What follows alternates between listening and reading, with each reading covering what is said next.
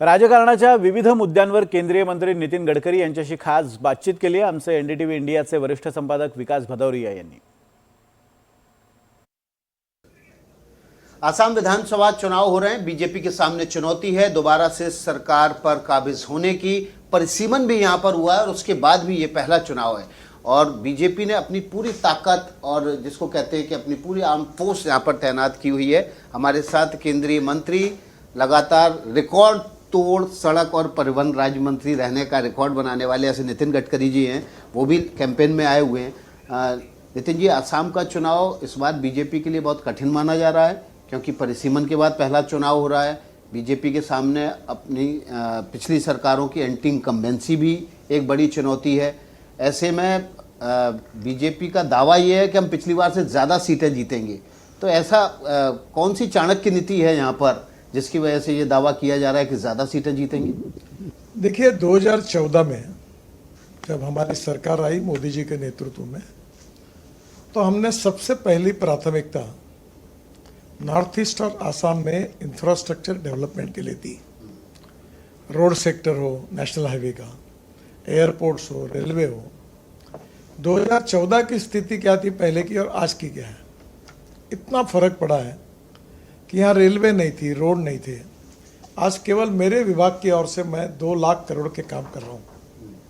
उसमें से करीब 40 से 50 हज़ार करोड़ के काम पूरे हो गए हैं और करीब 80 से 1 लाख करोड़ के काम चल रहे हैं और करीब और मैं 80 से 1 लाख करोड़ के काम पाइपलाइन में डीपीआर बन रहे हैं। तो ये 5 साल जब हमारे पूरे होंगे तो टोटल आसाम में हम केवल 2 से 2.5 लाख करोड़ के काम पूरे करेंगे।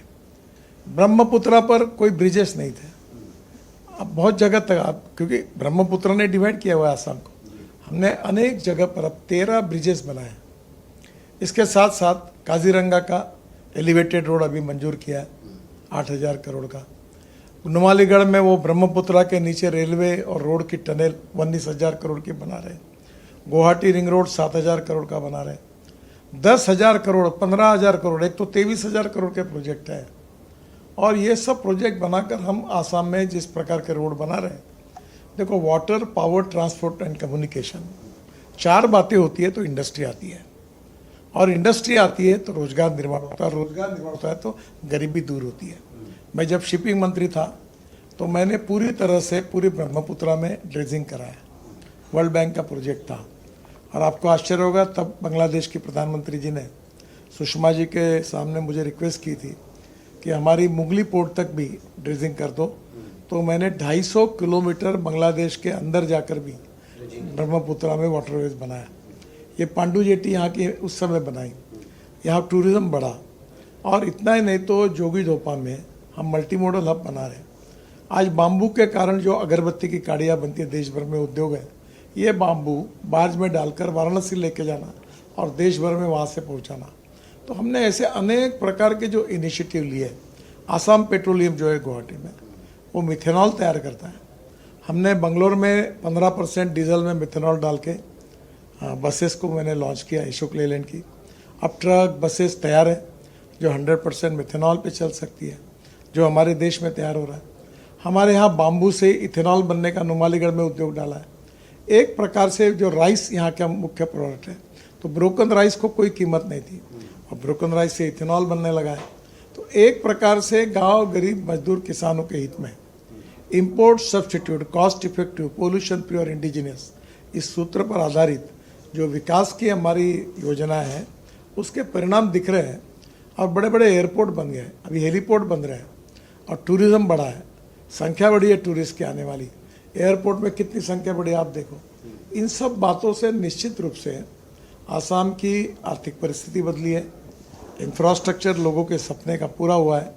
इसलिए सरकार के प्रति निगेटिविटी नहीं है, उलट अच्छे काम के कारण पॉजिटिविटी है और इस पॉजिटिविटी का कन्वर्शन निश्चित रूप से हमें सपोर्ट में होगा और हम निश्चित रूप से अच्छी मेजॉरिटी लेकर चुनाव जीतेंगे, ये मेरा विश्वास है। नितिन गडकरी जी, आपके मंत्रालय के बारे में ये कहा जाता है अक्रॉस द नेशन कि सड़क बन रही है तो नितिन गडकरी बना रहे हैं। मोदी सरकार के किसी भी मंत्री को उसके मंत्रालय का काम का इतना क्रेडिट नहीं मिलता। क्या डंबर में कोई नशीला पदार्थ मिलाते हैं आप? मैं तो कोई मेरा फोटो का ही लगता नहीं, न मैं उद्घाटन के कार्यक्रम में जा सकता हूँ, न मैंने कोई प्रचार किया है। एक बात जरूर है कि मैं अक्सर एक बात पे विश्वास रखता हूँ, कर्मण्य रोड में भी नशा होता है क्या अफीम का? कर्मण्येवाधिकारस्य मा फलेषु कदाचन। हम काम करते रहना चाहिए।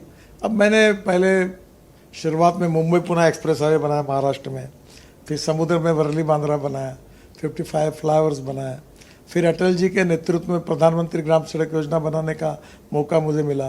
तब मैंने नेशनल हाईवे के लिए एक पॉलिसी बना के दी थी। अब मैं मंत्री बना हूँ और लगातार मुझे यह इस पद पर रहकर काम करने का मौका मिला। तो जो बदलती हुई तस्वीरें लोग देखते हैं, अभी दिल्ली में 1.5 लाख करोड़ के मैं काम कर रहा हूँ, उसमें से 60,000 करोड़ के पूरे हुए। दिल्ली का पेरीफेरल रोड बना, अब वो कालिंदी कुंज वाला रोड बना 10,000 करोड़ का बन रहा है। द्वारका एक्सप्रेस हाईवे बना, टनेल्स बनी, एक पिलर पर 4-4 रोड बने, UR2 बना। अब ये सब के बेनिफिट इतने, अभी दिल्ली से मेरठ 4.5 घंटे लगते थे, अब 45 मिनट 50 मिनट हुआ।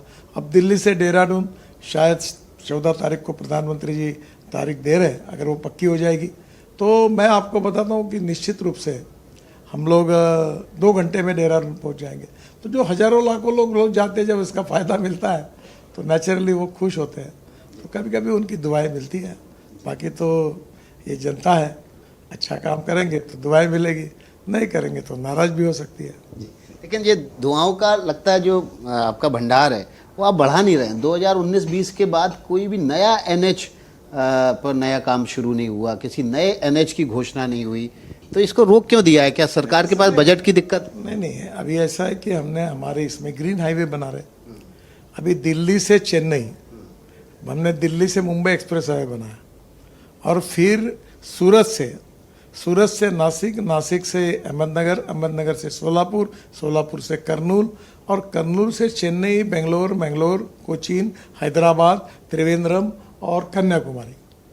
तो दिल्ली से चेन्नई का डिस्टेंस 320 करोड़ कम हो रहा है। ये रोड तो ग्रीन बन रहे हैं, नए हाईवे बन रहे हैं। तो जहाँ जरूरत होगी वहाँ NH भी घोषित कर रहे हैं। पर एक बात है कि भारतमाला प्रोजेक्ट जो है उसको अभी हमने NHO में कुछ बाकी काम था कन्वर्ट किया, वो योजना बंद हुई है।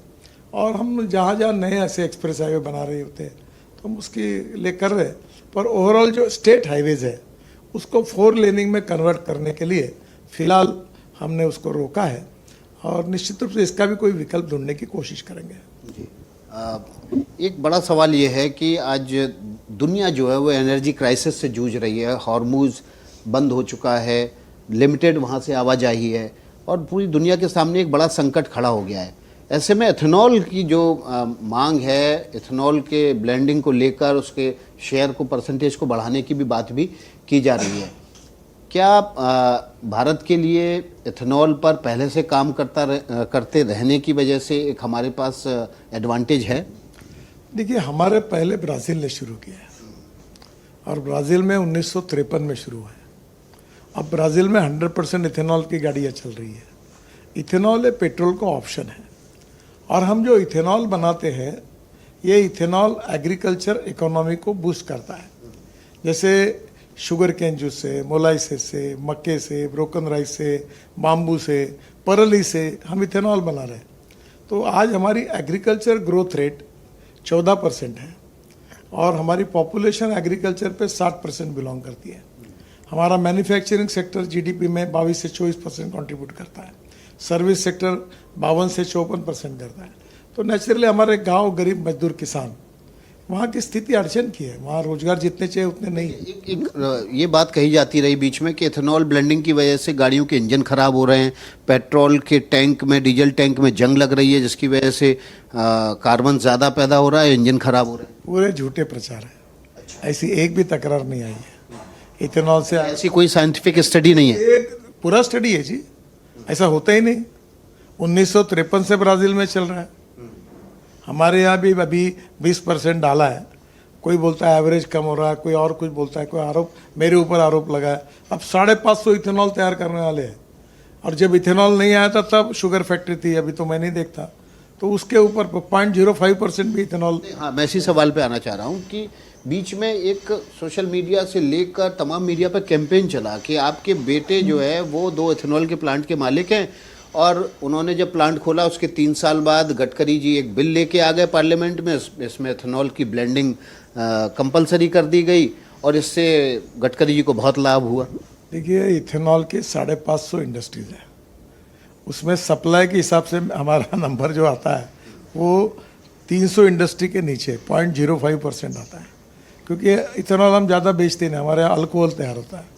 दूसरी बात, इथेनॉल की पॉलिसी जो होती है ये ऑयल कंपनी रेट तय करती है, तो तय कैबिनेट में जाता है, टेंडर निकलता है और उसके बाद रेट तय होता है, उसको किसी को फेवर नहीं किया जाता।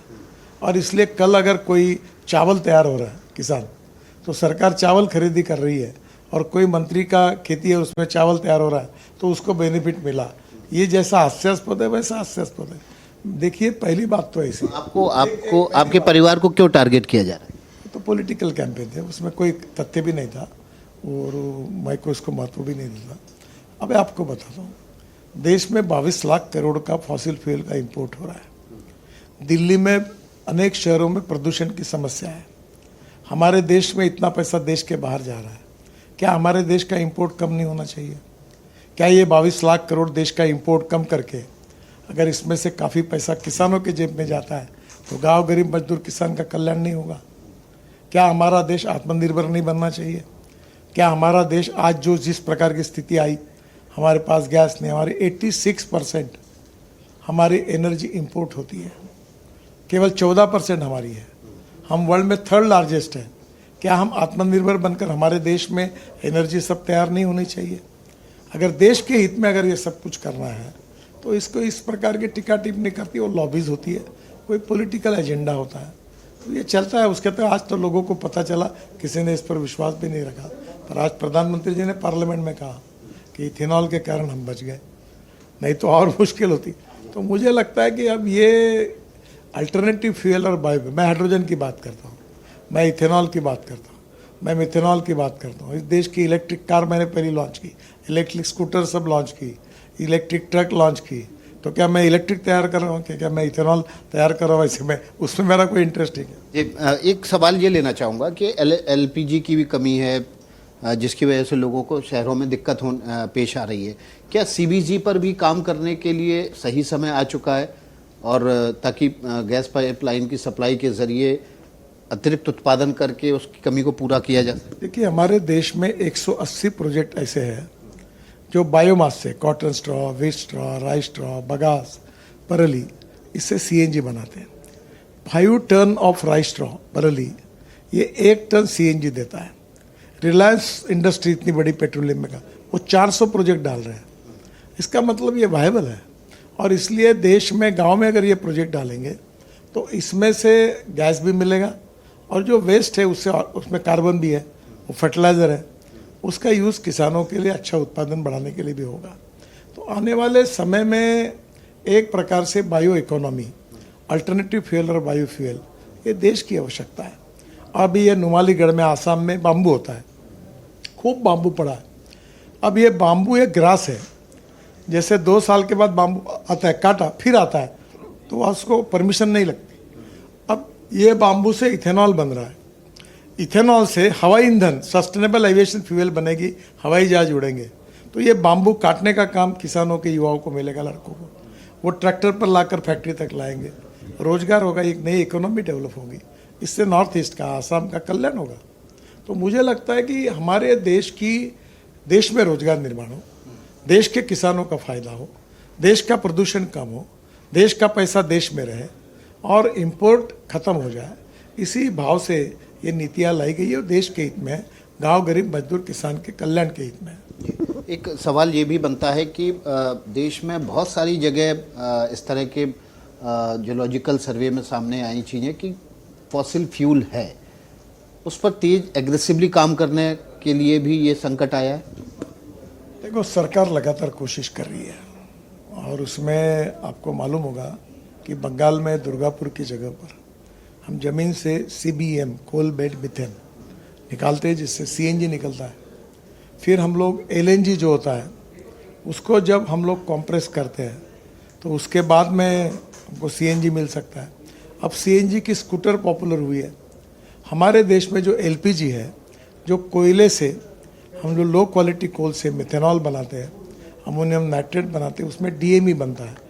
अभी देहरादून पेट्रोलियम इंस्टीट्यूट ने एक रिपोर्ट दिया है, वो रिपोर्ट हम पेट्रोलियम मंत्री और सभी ग्रुप के सामने रखने वाले हैं कि 8% डीएमई हम एलपीजी में डाल सकते हैं। तो नेचुरली अल्टरनेटिव और बायोफ्यूल इसमें अध्ययन करके हम अपना ऑप्शन खुद ढूंढे। स्वदेशी, स्वावलंबन और स्वातंत्र, यही तो मंत्र महात्मा जी गांधी जी ने हमको दिया था। और उसके आधार पर हम आर्थिक दृष्टि से गांव, गरीब, मजदूर, किसान, जल, जमीन, जंगल, जानवर आधारित टेक्नोलॉजी का उपयोग करके अगर गांव को समृद्ध बनाएंगे, किसानों को समृद्ध बनाएंगे, गांव में रोजगार निर्माण करेंगे, देश में ग्रोथ गांव में होगी, तो मुंबई, दिल्ली, कलकत्ता, चेन्नई, बेंगलोर में आज जो समस्या है वो नहीं रहेगी, लोग वहीं आएंगे। एक बार लॉन्ग टर्म थिंकिंग है। नितिन जी, एक बार अफवाह उड़ जाती है कि देश में पेट्रोल की कमी हो गई है, गैस की कमी हो गई है, लोग टूट पड़ते हैं पेट्रोल पंप पर, गैस के लिए लंबी लंबी कतारें लगा लेते हैं।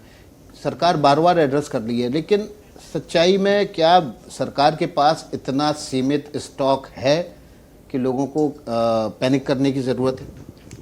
लोगों ने पैनिक होने की बिल्कुल जरूरत नहीं है। आपको मालूम है, हमारे यहाँ फोटो कल टीवी पर न्यूज़ आई थी कि नागपुर में पेट्रोल पंप पर कोई नहीं था, क्योंकि लोगों ने इतना पेट्रोल भर लिया कि अब 7-8 दिन उनको लेने की ज़रूरत ही नहीं। कोई कमी नहीं है। लोगों ने इम्पेशेंट नहीं होना चाहिए। गैस के सिलेंडर हमारे पास है, सबको मिल रहे हैं, पेट्रोल डीजल मिल रहा है, पर्याप्त साठा है। और सरकार को जो बड़े बड़े वेसल्स हैं जो फॉसिल फ्यूल को लेकर आ रहे हैं वो भी पहुंच रहे हैं। और सरकार ने हिंदुस्तान में जो अपना गैस पैदा होता है, आंध्र में होता है, जैसे कृष्णा बेसिन वगैरह में, वहाँ का प्रोडक्शन बढ़ा है। तो नेचुरली अब हमारे देश में, हमने अभी देश में जो बात रह गई अधूरी कि ये 180 प्रोजेक्ट, ये जो नेचुरल गैस, कॉम्प्रेस गैस तैयार करने वाले, अब उसमें 400 प्रोजेक्ट का काम चालू है। और भविष्य में 4000 करोड़ प्रोजेक्ट, 4000 प्रोजेक्ट और शुरू होंगे। अब म्यूनिसिपल वेस्ट बायोडाइजेस्टर में डाल के उससे भी बायो सीएनजी मिलेगा या हाइड्रोजन मिलेगा। हम देश के 10 रूट पर हाइड्रोजन की बस और ट्रक चला रहे हैं। मैंने खुद टाटा की 3 ट्रक, 2 हाइड्रोजन फ्यूल सेल पर और 1 हाइड्रोजन फ्यूल सेल पर और 2 जो आईसी इंजन था पेट्रोल डीजल का, उसमें हाइड्रोजन डाल के उसको लॉन्च किया है। तो आने वाले समय में अल्टरनेटिव फ्यूल, बायोफ्यूल, इलेक्ट्रिक में 30%, 40% राइज हो गए। अब सब लोग इलेक्ट्रिक कार यूज़ कर रहे हैं, इलेक्ट्रिक स्कूटर कर रहे हैं। यही लोग, आप मीडिया वाले मुझे प्रश्न पूछते थे जब मैंने पहले इलेक्ट्रिक गाड़ी लॉन्च की थी कि ये गाड़ी रास्ते में बंद पड़ेगी तो उसको धक्का मारने के लिए आप आओगे क्या? कि पड़ी किसी गाड़ी बंद? नहीं पड़ी। अब तो सब लोग, आप पत्रकार लोग भी इलेक्ट्रिक स्कूटर, इलेक्ट्रिक कार खरीद रहे हैं। शहर से बाहर जाने में अभी भी डर लगता है, चार्जिंग स्टेशन अभी भी सीमित। 600 किलोमीटर तक गाड़ी एक बार चार्ज होती है। और अभी नेशनल हाईवे पर हम हमारे यहाँ बड़े प्रमाण पर चार्जिंग स्टेशन भी डाल रहे हैं। धीरे धीरे डिमांड एंड सप्लाई, जैसे डिमांड बढ़ेगी तो चार्जिंग स्टेशन भी बढ़ेंगे। जी, वापस चुनाव पे लौटते हैं। चुनाव आयोग के ऊपर आरोप लगते हैं कि सरकार का पिट्ठू है चुनाव आयोग। जिस राज्य में चुनाव होता है वहीं पर एसआईआर की प्रक्रिया की जाती है, अगर करनी है तो पूरे देश में करें। और इसलिए विपक्ष सीधे तौर पर महाभियोग प्रस्ताव भी चुनाव आयोग के खिलाफ लेके आया है। चुनाव आयोग आखिर क्यों पिट्ठू बना हुआ है सरकार? देखिए, गलत बात है, ये आरोप भी गलत है। हम इंडिपेंडेंट, इम्पार्शियल और फेयर चुनाव के पक्ष में हैं। भारतीय जनता पार्टी लोकतंत्र पे आस्था रखने वाली पार्टी है। और केवल इस प्रकार की बातें करना, अब देखो कई राज्यों में हम चुनाव हार भी है। जब हम हारते हैं तो आप आरोप नहीं करते चुनाव आयोग पर, जीतते हैं तो आरोप करते हैं। ये पॉलिटिकलाइज हुआ है, ये ठीक नहीं है। चुनाव आयोग हो, न्याय व्यवस्था हो, इसका गरिमा हमने बनाकर रखना चाहिए। और ऐसा कोई चुनाव आयोग गलत काम नहीं करता और ना हम चुनाव आयोग पर कोई दबाव डालते हैं। बंगाल में इसको लेके काफ़ी बवाल हुआ है कि करीब 65 लाख से ज़्यादा मतदाताओं के नाम काट दिए और लगभग पिछली बार वोटों का जो अंतर था बीजेपी और टीएमसी के बीच वो लगभग 62 से 63 लाख का ही था। देखिए, ये गलत प्रचार किए जाते। देखो, जो लोग देश के नागरिक नहीं है, जो गैर कानूनी तरीके से देश में घुसे हुए हैं, कि वो उन विदेशी नागरिकों को देश के नागरिकों जैसे अधिकार देना, ये तो कोई मान्य नहीं करेगा। हाँ, एक बात है, संविधान में लिखा है कि हिंदू होगा, बौद्ध होगा, सिख होगा, जैन होगा, तो उनको निर्वासित कहते हैं, और जो बाकी लोग हैं वो जो आते हैं उनको विदेशी कहते हैं।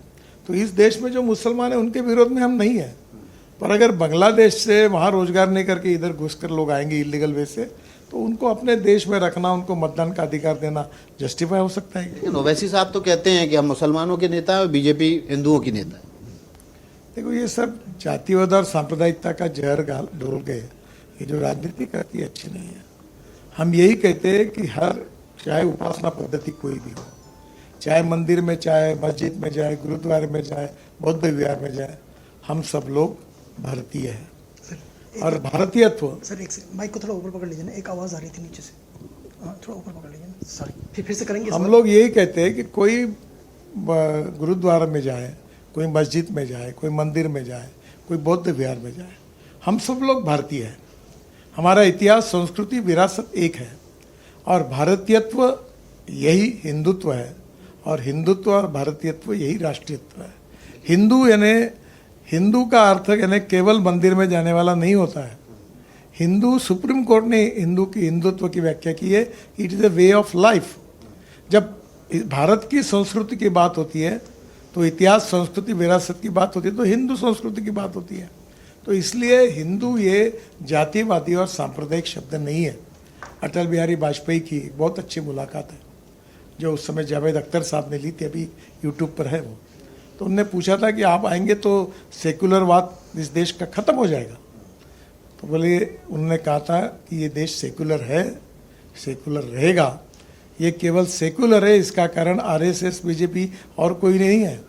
ये देश जो है, ये बहुसंख्य यहाँ का हिंदू समाज, ये सहिष्णु है, सहनशील है और सर्वसमावेशक है। और उसकी संस्कृति और कल्चर यही कि वो सर्व धर्म समभाव का पालन करता है। और बेसिक बात यह है कि सेकुलर शब्द का इंग्लिश डिक्शनरी में अर्थ क्या है? सेकुलर शब्द का अर्थ धर्मनिरपेक्षता नहीं है। सेकुलर शब्द का अर्थ है सर्वधर्म समभाव, और इसलिए सब धर्मों के साथ समान भाव रखो, ये बात भारतीय जनता पार्टी मानती है। भारतीय जनता पार्टी ये भी कहती है कि हिंदू राष्ट्र घोषित करना चाहिए, आरएसएस भी यही कहती है। क्या सही समय है? में आपकी गड़बड़ यही होती है कि हिंदू शब्द को आप, जो केवल मंदिर में जाता है वो हिंदू, ऐसा समझकर ये हिंदुत्व मुसलमानों के, बाकी धर्मों के विरोध में है, ये बात कहते हैं। लेकिन हिंदू राष्ट्र घोषित करने का समय आ गया है। सर, अभी ये कोई विषय ही नहीं है, कहीं ना ऐसा कोई बात आई है। जो बात मैं कह रहा हूँ कि हिंदुत्व, भारतीयत्व और राष्ट्रीयत्व, इतिहास, संस्कृति और विरासत, इसके साथ देखिए, और सेकुलर देखिए, एक बात याद रखना, राजा धर्मनिरपेक्ष होना चाहिए, सरकार धर्मनिरपेक्ष होनी चाहिए, पर व्यक्ति, परिवार कभी धर्मनिरपेक्ष नहीं होता। धर्मनिरपेक्ष कैसे होगा? राहुल गांधी और इंदिरा गांधी की मृत्यु के बाद उनको मंत्राग्नि क्यों दिया गया? इसलिए सरकार धर्मनिरपेक्ष होनी चाहिए, मंत्री धर्मनिरपेक्ष होने चाहिए, व्यक्ति कभी धर्मनिरपेक्ष नहीं हो सकता। और इसलिए सेक्युलर शब्द का अर्थ सर्वधर्म समभाव है।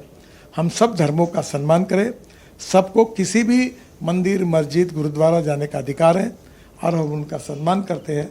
ये कोई संकुचित और जातिवादी और सांप्रदायिक दृष्टिकोण नहीं है, ये विशाल दृष्टिकोण है, और हम सब लोग मिलकर भारतीय हैं, और हम देश की इतिहास, संस्कृति, विरासत को लेकर आर्थिक प्रगति करके विश्वगुरु बने, यही हम सब भारतीयों का संकल्प है। और इसमें हिंदू, मुसलमान, जैन, क्रिश्चियन सब आते हैं, जो यहाँ रहते हैं सब आते हैं। ठीक है, आखिरी सवाल लूँगा। 5 राज्यों में चुनाव हो रहे हैं, इन 5 राज्यों में क्या आप दावे से कह सकते हैं बीजेपी की सरकार बनेगी या बीजेपी समर्थित एनडीए की सरकार बनेगी? देखिए, आसाम में हमारी सरकार निश्चित रूप से बनेगी। हम बंगाल में भी बहुत अच्छी तरह से सरकार बना सकते हैं। केरल में तो अभी हमें काफ़ी टाइट, पर हम इस समय काफ़ी अच्छी जगह मिलाएंगे। बाकी तमिलनाडु में भी हमें अच्छी सफलता मिलेगी। पांडिचेरी में तो हमारी सपोर्टिव सरकार है ही। इस बार इस चुनाव में हमारी ताकत बढ़कर हम आगे आएंगे, और निश्चित रूप से भारतीय जनता पार्टी को पूरे देश में, चाहे दक्षिण हो, चाहे उत्तर हो, चाहे पूर्व हो, चाहे पश्चिम हो, अब ऑल इंडिया लेवल पर लोगों ने स्वीकार किया है। यही बात इस चुनाव से सिद्ध होगी। बहुत बहुत शुक्रिया आपका। तो नितिन गडकरी जी असम के दौरे पर हैं, खुलकर बात की एनर्जी सेक्टर में क्या चल रहा है, क्या होने वाला है और क्या भारत की ताकत है, इस पर भी खुलकर बात की, और साथ ही साथ चुनाव आयोग से लेकर और चुनाव के मुद्दों तक पर हम ये इंटरव्यू जल्द ही आपके सामने लेकर आ रहे हैं।